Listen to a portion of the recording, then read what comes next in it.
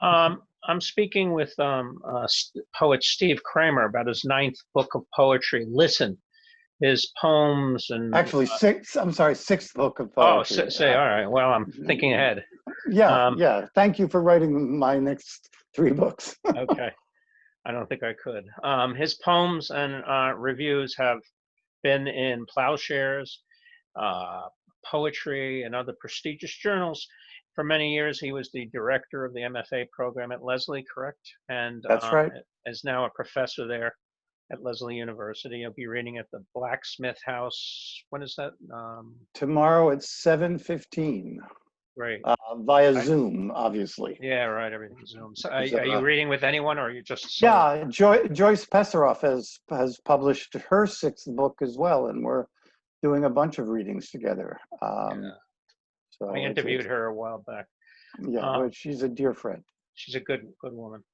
Um, so in your book, Listen, you deal with your, even though you were an inpatient, but you deal with your experience at McLean Hospital and dealing with depression, and period of depression you experienced. I'm wondering, did you write the poems before you were hospitalized, or not hospitalized, but in treatment, or after Mhm. the aftermath? Um, well, most of them after. Some were drafted during. I just to give a little background. Like a lot of people, I experienced depression, periodic depression. Have for as far back as well. I don't know. I kind of think maybe the University of Iowa triggered it. I'm not sure I felt it so much beforehand. I know I come by it honestly, in the sense that the genetics are really clear. My father was a classic bipolar personality, and like often the case with parents, they don't always give you everything you want. I wouldn't have minded the manic part of it along with it, but it seems like I just got the depressive gene. Um, but the first section of Listen does,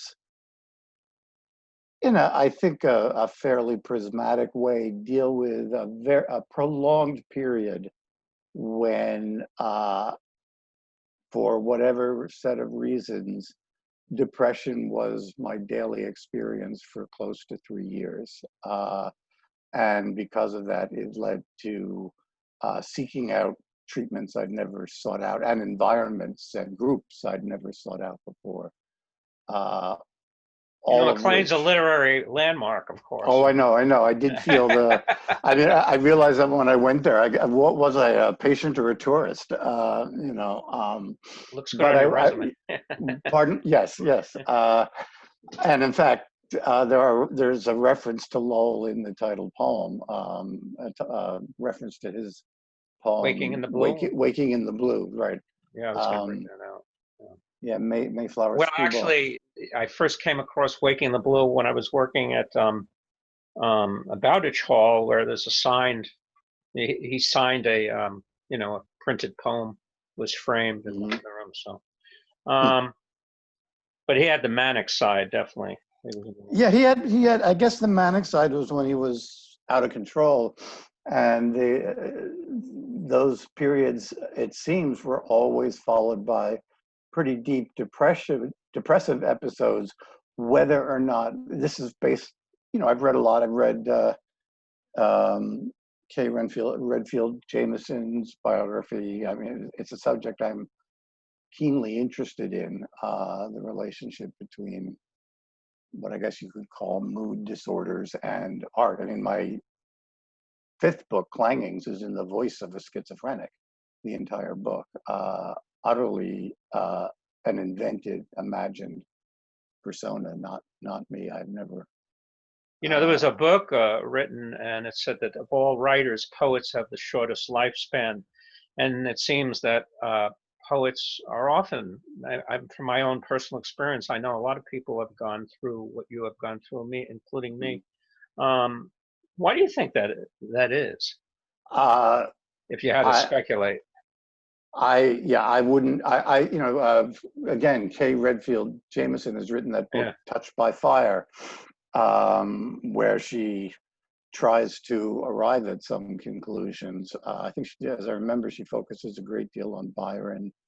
Um, I don't know of any data that necessarily makes plain objectively that poets are any more susceptible to depression or manic depression than any other group of people or any other group of artists for that matter. I mean, it may well be true, but it would certainly be speculation on my part to think about why that is. Well, we were discussing Robert Lowell's poem "Waking in the Blue." Wondering, did that poem have an influence on you, or any other poets that come to mind? Oh well, so I don't know if influence. Although I recently reread "Waking in the Blue" and had forgotten that, or at least wasn't conscious of remembering that it ends with the line, "Each of us holds a locked razor," and there is in fact a razor in "Listen," the title poem of the book, and I don't think that's influence as much as just some kind of unconscious rhyme. But a number of poets, not so much influence as were companions in writing about this condition more directly than I ever had before.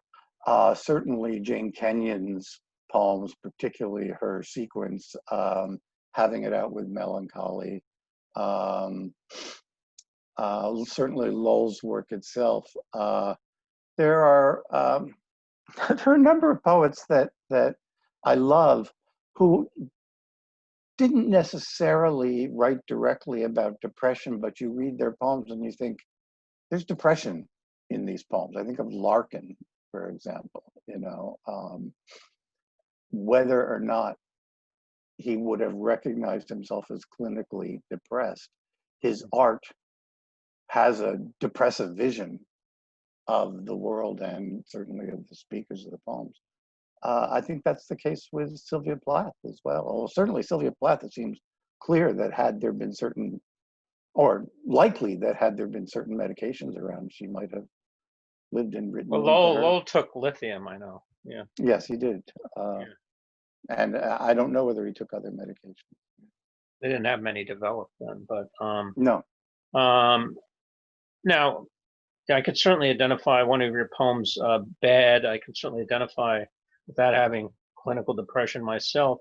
You sort of trace the struggle. I mean, I remember there was a struggle to say, to get my head back together, to get in order. It was almost an obsessive struggle. It was a fight until you finally lose it. And I remember even the most banal things, as you point out in your poem, like a gas-powered leaf blower growling, everything takes on a sort of ominous sensibility, as opposed to when you were together and these things were just what they were. It's interesting because referring to that poem, when I realized that there was going to be a section in the book that in some way had a trajectory from, for lack of a better word, the onslaught of a period of depression, and then I hope there's some sense of opening out and looking away, that poem became sort of nominated itself as the first poem of the book and the section. But I wrote that actually well before this particular episode, and in fact, I didn't even necessarily think of it as about depression. A couple people who read it outside of the context of the section have said that bad can refer to all sorts of different things, from marriage to depression to hay fever. Right. And that, in a way, I get a sense that it wasn't about hay fever, though. even though there are red eyes and Yeah. right. No, although I think it was written during a time when many people get hay fever. I certainly remember it. I remember writing it and being interested in the way in which it takes place before Halloween and Thanksgiving, and is pretty obsessed with Christ. It's that season of our discontent. Now, in your poem South Belknap, which I guess you were in outpatient treatment at McLean, it seemed that you were involved, or I guess you should never assume it's the poet, who he's writing about, Right. but I assume that it's you, with a clinical group on the ward, and in the midst of the patients recalling their sad histories, you notice some looking out the windows and the grounds of the hospital, which were designed by Frederick Law Olmsted, very beautiful. And they were taking in the beauty of nature. So even in the worst states, there was this consolation of nature, and throughout the book, there are consolations of art to escape, in a way, as a prison of yourself. Mm-hmm. Can you comment on that? Sure. Well, first of all, absolutely. The setting of that poem has its roots in real experiences during the period that I was an outpatient.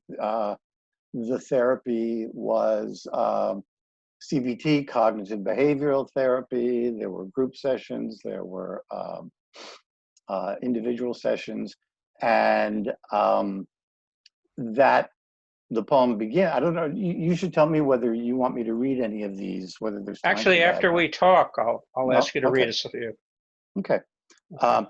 Everything said there is at best an approximation of what people actually said, and of course, all the names are purely invented. What I remember thinking about with that poem was how there's no speaker in the poem. There's a narrator, but there's no I.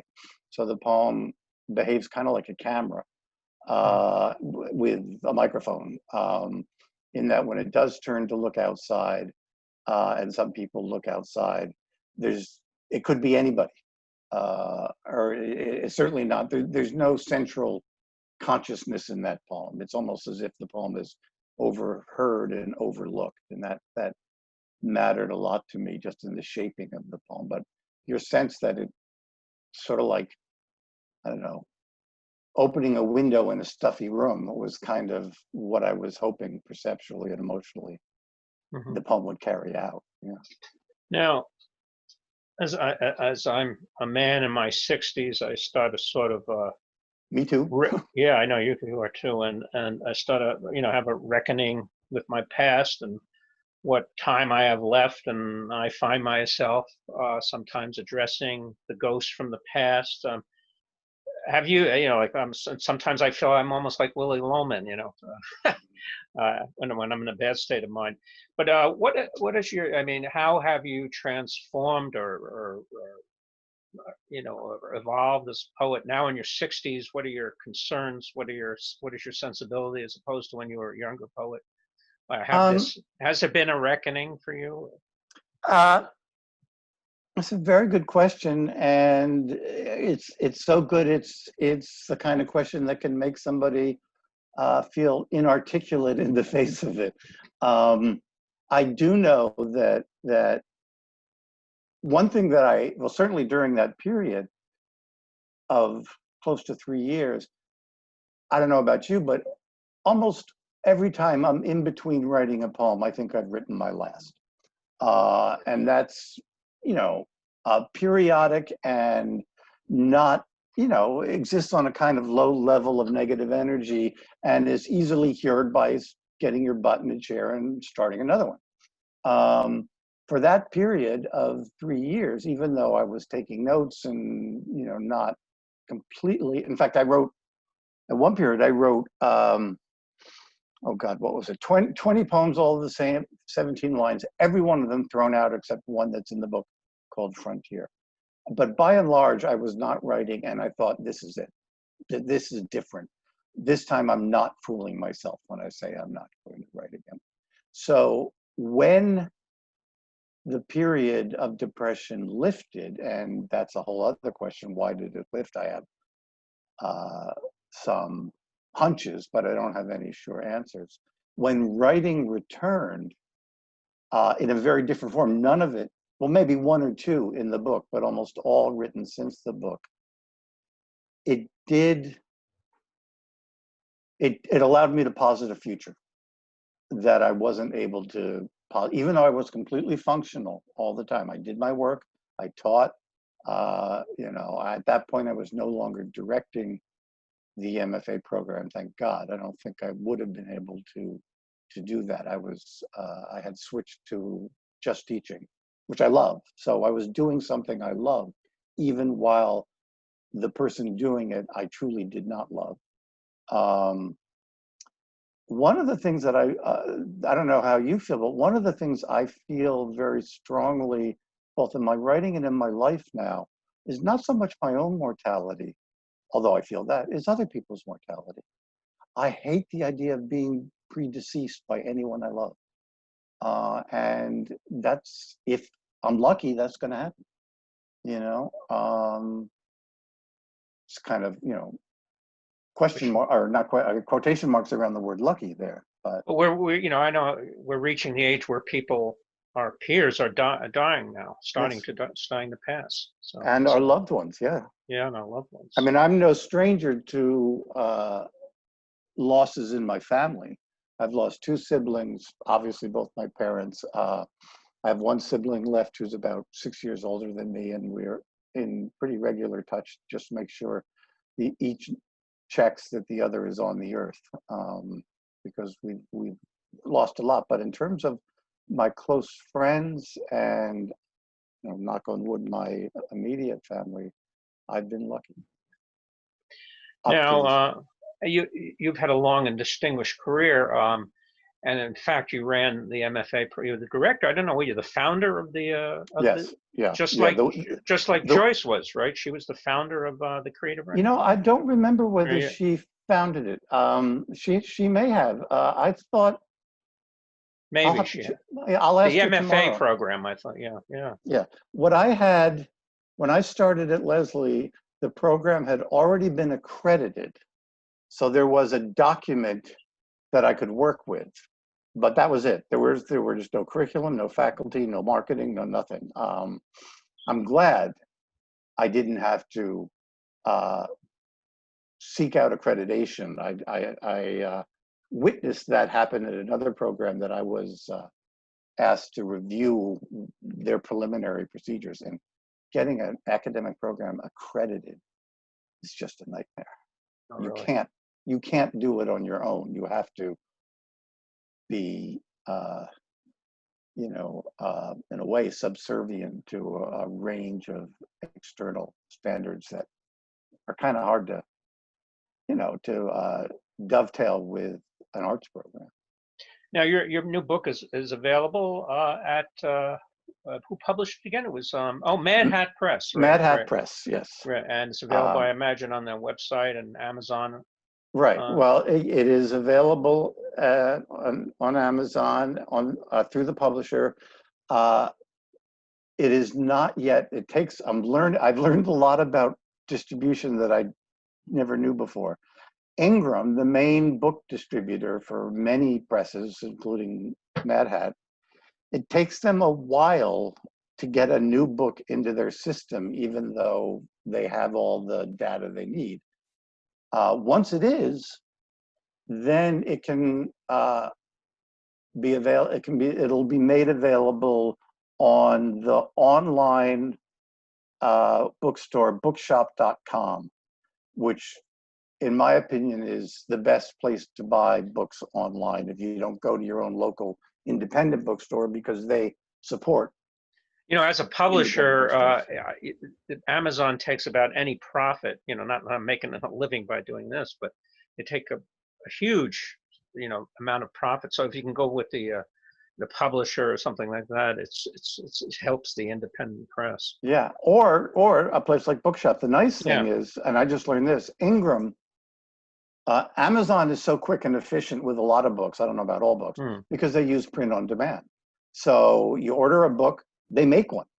They don't have to keep anything in their warehouse. And they look, I ordered one through Amazon and it came in 2 days and it looks as good as my author's copies. Ingram has the same technology, but they're not evil. Right, right. Independent bookstores like Ingram. So I'm kind of pulling at the bit a little bit for Ingram to get it into their system. So places like Bookshop, I can say to people, you want to order it, go to bookshop.com. Okay, I know, again, you're reading at the Blacksmith House tomorrow. Yes. At what time? 7:30. 7:30 with Joyce Pesaroff. Mm-hmm. Why don't you read a few selections of your choice from your poem? By the way, you'll be out in the New York Times of Somerville, the Somerville Times, with one of your poems from your book next week. I just, yesterday, yeah. Lloyd Schwartz, the poet laureate of Somerville, holds these discussions, Zoom discussions of poems that he picks. And we looked at, and I don't know, we had 24 people, brilliant, lovely people talking about a wonderful poem by Louise Glick. We've done Keats, we've done Yeats, Bishop. It's been really terrific. Yeah. Well, mm-hmm. No, not important. What did I read? Rather than read, I mean, one of the things I realized when I read tomorrow, because I am going to read mainly from the first section, in fact, exclusively from the first section tomorrow, because I mean, I wanted to make the point that this book isn't only about your depression, right? Not at all, not at all. And I sort of feel like saying, and might say tomorrow, it gets better after this. Right. Let me see. Not that I write particularly life-affirming poems, particularly, but all right, I'm going to read it. I've written a number of. One of the things that this book has that none of my other books have had, with one exception, is a number of pieces of prose. One could call them prose poems, but I have a hard time with that term, prose poem, because I think poems make themselves interesting by use of line so much that to call something a prose poem almost feels like an oxymoron, but I guess it's the term of use. This is a piece of prose called Calling Back, and that it's most of the prose poems in the book are quite dreamlike and quite surreal, which I find interesting because one doesn't use, prose, prosaic comes out of prose, so you don't necessarily assume that they're going to be the platform for the irrational. Calling Back is a reference to what's on Emily Dickinson's tombstone, Called Back, which I believe is one of the last things she wrote to her cousins. What's that? I'm sorry. Okay, go ahead. No, okay. I didn't hear the title. Yeah. This one. Oh, Calling Back. Calling Back. Okay. Yeah. Calling Back. My daughter sings in snow falling through the scent of red oak or ash. Some flakes large enough to contain passages from Emily Dickinson's letter. I'm not close enough to identify the text. Just a few nouns or verbs, do, fan, plash, honors. Tongue touching on the teeth to sound the dentals. Teeth on the bottom lip to form the fricatives. Both lips pouting the plosive. The vowels vibrating in the cave of the mouth. If I were Dickinson, my daughter's song might toll like a shipwrecked church bell. The gist of it, sudden as a bird rowing in, then swallowed by the firmament. The snowing sky has just gone whiter. 20, maybe 25 years left. Unpolished stones in a glass. I guess that's a poem about, some ways, about one's own mortality. After sort of having a dream about It wasn't based on a dream, but should I read another? Absolutely. Okay, maybe I should give my son equal time. All right. Or actually, he gets more time in this poem. This is a poem called The Look, and it ends the section of the book where the social world, political world, history sort of impinges on the personal world the most in the book.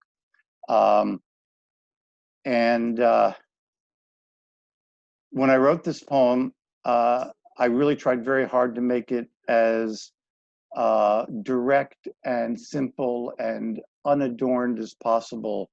It does sort of oscillate between a narrative about my son and his interest in and his learning the guitar, but Trump finds his way into this poem. I don't know if it's happened to you, but a good number of these poems and many others that are not in this, that written since the book, he just slithers his way in. You can't keep him out. He invades everything. Though I haven't used his name, and I think most artists who have to somehow account for this abomination do so, but do not want to mention the name. It's almost like there's some kind of bad luck in mentioning. I don't know whether you are on the edge of your seat about. Oh, I'm November 3rd. I'm a wreck about it, actually. Yeah. We shouldn't go there. We'll all be breathing a lot easier, I hope, on. I hope so. If not the 4th, then not too much later. Okay. This is called The Look. I never tell Ethan I listen to him sing in the shower. It might make him stop.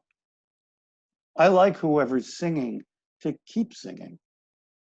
I pause at the door until the water's shut. To some, singing's a sin, a capital crime. Some, to brighten their afterlives, pack mirror shards into a pipe, thus boosting their radius of kills in song at prayer. Have you ever tried talking to a guitarist as they play? Not on stage, of course, but in a room where their strumming consorts with the gossip. There's a look I'll call The Look. My brother, 1945 to 1990, had it. My nephew, who, for a living, bivouacs north of the Muir Woods, making fire with a spindle, hearthboard, bow, and bearing block, has it too. A stare aimed through you, blank as sheets of still reamed paper. So anything you say leaves no mark. A mindful mindlessness where the work of play gets done. Ethan grudgingly began on a Yamaha acoustic. Cheapest guitar you can buy that's not a toy. 30 daily minutes of fretfully gripped chords. Feeling his parents' mute cheerleading from the living room, we feigned reading. He retreated to the basement from the den. We eavesdropped through the cellar door. Quote, English speakers know that cellar door is among the loveliest phrases in our tongue, especially if detached from its sense, said Tolkien. Not the first to say it, but, quote, I have a hatred of apartheid in my bones, belongs to him alone. Ethan's milestone was a trademark lick, House of the Rising Sun. Work made play? Not quite. Songs still groped to a halt. Dad to the marrow, I've hyped his steps from chords to chord progressions, aspiring up the stairs. The ones he coined, he called noodlings, tunes stitched from bits his hand happened on. 3 years plus, our language blown to atoms, losers, fake, haters, failing, fire and fury, and those two so barefaced they spit. Excuse me, believe me. When Ethan finally added his own lyrics, when what he wrote he sang, we listened even closer through the cellar door, not to a novice, but to a master of the look. Thank you very much for joining me on Poet, Writer, Mr. Sure. Cramer. Okay. No, pleasure.